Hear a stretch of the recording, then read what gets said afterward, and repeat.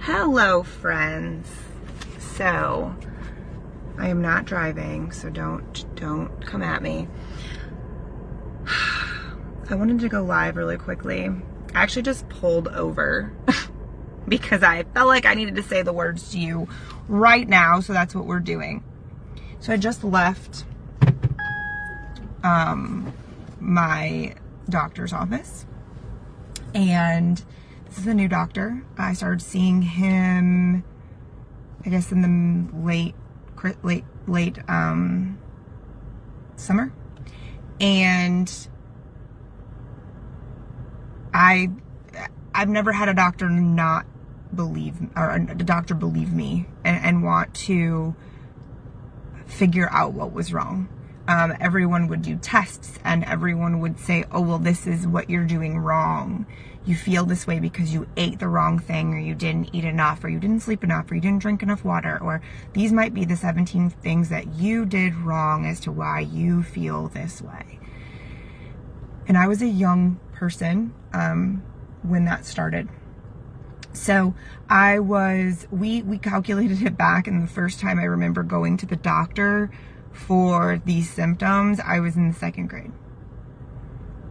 So obviously there were time frames in my life that it wasn't completely devastating, but at least the last 15 years, it has been all-consuming.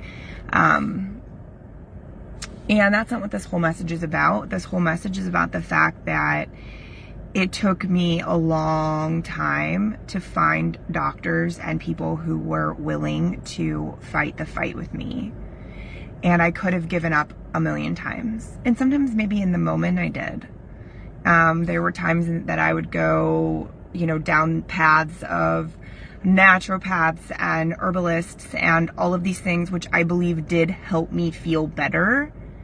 But they never got to the root of what was wrong with me. And therefore, I always lived with these horribly crippling symptoms. They told me I couldn't gain weight because my metabolism was high. Now, granted, a lot of the people in my family seem to have high metabolism, so I accepted that to be true. I was told that my body had an issue absorbing nutrients, but then that's all someone would say. They didn't want to talk about any other solution to the problem. Again, it always was blamed on me. And so I wanted to record this really quick for you. I just know there are so many people who, whether mostly like in your own health or mental health journey, where you feel like you're kind of fighting your own battle, and doing it alone because people don't realize what's going on, or they're not taking you seriously, or you feel stupid, or like there's something wrong with you. I just sat down with my doctor and we were talking about my progress over the last couple of months and just how I'm feeling now. And I was like, it still doesn't feel real. And he goes, what? I go, like, I can get up in the morning and I'm hungry and I can eat breakfast. Like, that is weird. And he goes, oh, you mean like a normal person? And I was like, exactly. And I just told him how much I appreciated him validating what I had experienced for most of my life. And I don't think a lot of people put enough acknowledgement on how difficult it is when you've been told there's nothing wrong with you, or there's no diagnosis, or there's no this, or there's no that for so many years of your life. When there really is a real problem, right? So when you find people who are willing to help you find the real problem, and like I said, don't stop fighting for yourself. It took me 25 years to finally find something that worked. And people who said, oh my God, Jamie, that's not normal, and I'm so sorry that you've dealt with that. We will do everything we can to help you figure this out. And then they did. But if I would have never advocated for myself over and over and over and over and over again, that would have never happened. Do I believe that we need to live in a world where people have to advocate for themselves so hard in order to get help? No. I think that it sucks that that's the reality. But here's the deal. Sometimes our reality is what our reality is. So you either become a victim of that and you accept the life sentence and you accept that and say that this is just what it's going to be. And then, in my opinion, in those cases, if you accept that and you do nothing else about it, then you don't get to complain about it anymore. But you have to keep trying. If you want your life to be different or you want a solution, you have to keep going after it. Do I think that we should have to do that? No. But do I know that we do have to do that? Yes. It's what we should have to do and what we do have to do are very different things. And so I believe if you are discouraged, dude, I get it. No one else fucking gets it more than me. Like 25 years, y'all. Like 25 years. Like no one else gets it more than me, how discouraging it is to wake up every day feeling horrible and be fearful that you're going to pass out or you're going to get sick or you might have to go home early or you might inconvenience someone else because you don't feel good. And then your whole life revolves around trying to not feel sick, trying to not inconvenience anyone else, trying to have just enough energy to do your calls and take care of your people and make sure that you're okay. Sitting through an event wondering if you're going to make it through it or shaking on the inside because you know that you're really not okay, but you're going to pretend like you're okay and no one else needs to know because it doesn't make sense because you don't have a diagnosis, so people just look at you like you're crazy. Trust me, I understand that discouraged feeling. And I just wanted to record a message and say that there is hope out there. There are doctors who care. Unfortunately, it's a little more difficult to find them sometimes, but don't stop looking and don't stop advocating for yourself. Don't stop making phone calls and asking whoever will listen to you, because eventually you'll figure it out. 25 years later, I just sat down with this doctor about my progress over the last few months, and he asked me how I was doing, and he was like, "This is a drastic difference than the last time that you were in this office." And I said, yeah, it is. And I also want to explain the fact that just because you get a diagnosis or a medicine that helps you, that doesn't mean that everything else disappears. It doesn't mean that you just immediately are better. When you've lived with something for a lot of years, a lot of other things become impacted by that, right? So you have to be patient with yourself. And you still have to advocate for yourself and give yourself that grace and that space for things to sort themselves out. And what I mean by that is, and for my example, imagine that I just started taking this medicine that this doctor told me to take and then did no other work around it. The mental game I had to play for so long to be well or pretend like I was well took a toll, right? And in order for my life to be different, I have to be different. I have to heal those things and deal with those things and navigate them differently.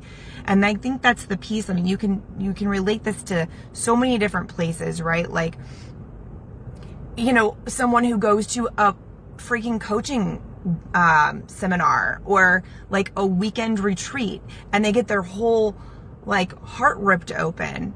And then they go home and they have no idea what to do with this new wound, right? Or this new ripped wide open version of themselves, or how to integrate the things that they learned. And so they become overwhelmed, they go backwards, or they go back into old cycles. Like, it's the same concept. No matter what it is that you're doing, you have to continue moving forward and advocating for yourself and finding people to help you integrate those things so that you actually can grow and change and evolve and actually have forward motion and relief from the things that ail you. No one can get you that but you. And you have to be able to advocate for yourself. So I sat in there today and I told him I don't have nausea anymore. I am very rarely nauseous. Where I was nauseous 20 hours. I mean, so if I'm awake for 17 hours, 15 of those hours I was nauseous. If I'm awake for 17 hours,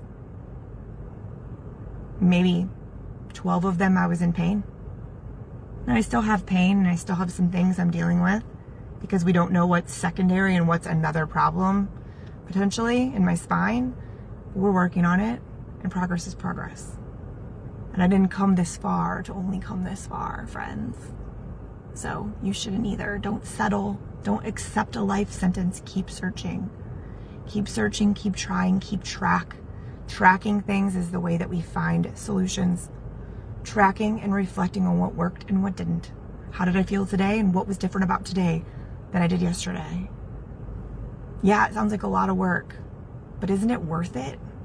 Like, isn't living life on a higher level, with a different level of quality of life, isn't that fucking worth it? Like, it should be worth it. And again, I get it. Some days I was so fed up and so discouraged, but it lasted small amounts of time. And then I got back up and I did it again. And I tried again. And I tried again. Because that's how it goes. You either accept it and sit in it, or you don't. Like, I could have accepted that Mac has cancer and I just called it a day. Just, wrote his life off as over months and months ago. That's not who I am. It's not what we do in my house. We increase his quality of life. We do what we have to do. We have down moments with him.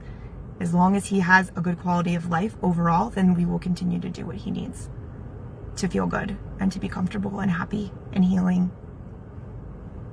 So anyway, take that for what you will. Take as many nuggets as that as you want to. If anybody has questions about this and want to talk about how to find these solutions and how to get through those dark moments where everyone tells you you're crazy and that there's nothing wrong with you, I have been there. And this still feels surreal, to be honest. Like, I'm still really integrating into a new lifestyle. So if anyone wants to talk about that, I'm open to it. And just my message for you today is, don't accept a life sentence. You don't have to accept a life sentence, I guess I should say. So take that as you will, friends, and wherever you are in the world, take a deep breath, release the tension from your shoulders, smile a little more today, and go out into the world and do good things and have a great day. Thank you for being here and thank you for listening. As always, if you like this video, please give it a thumbs up. If you think anyone else can benefit from this message, hit that share button. I think that this is a powerful message because a lot of people don't talk about the struggle with chronic illnesses and chronic pain and mental health as much as they should. So the more of you that can share this, the better off we all are. So thank you. See ya.